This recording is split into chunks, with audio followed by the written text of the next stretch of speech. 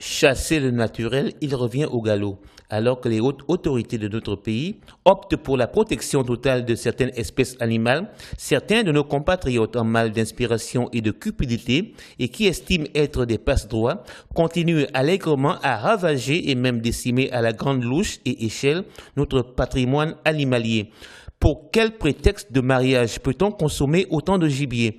Le lac Izanga vient de servir de cadre ou, si vous voulez, de harem pour l'abattage d'une panthère, de 15 antilopes, 9 singes, 19 gazelles, 10 porcs épics, 3 crocodiles nains, des vipères, des écureuils et plus encore. Notre pays, dans le cadre de la préservation de la faune et de la lutte contre la criminalité animale, sous l'impulsion de son Excellence Ali Bongo Ondimba, dans son projet Le Gabon Vert, avec la coopération technique du ministère des Eaux et Forêts, du WWF, du WCS, œuvre pour l'amélioration de la lutte contre ce grand banditisme qu'on appelle le braconnage. Pourtant, mené à cet effet en matière de gestion de la faune et de la chasse en République gabonaise. Nous avons effectué une patrouille de routine.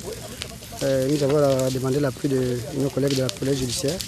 Et c'est comme ça que nous sommes tombés sur ces véhicules dans qui transportent donc le gibier. Nous avons dénombré près de 59 gibiers toutes espèces confondues. Voilà. Intégralement protégées et partiellement protégées. Bon, nous sommes déjà en période d'ouverture de chasse.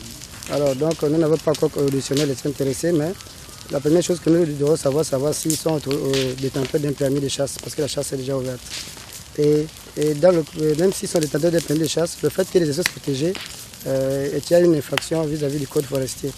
Et puis à cela s'ajoute le quota qui n'est pas respecté parce que 59 espèces pour 2 chasseurs, c'est pas du tout autorisé. Voilà. Et pour faire comprendre aux uns et aux autres que force doit rester à la loi, les gibiers ont été incinérés, les indélicats seront punis selon les dispositions relatives à l'article 275 du Code forestier gabonais.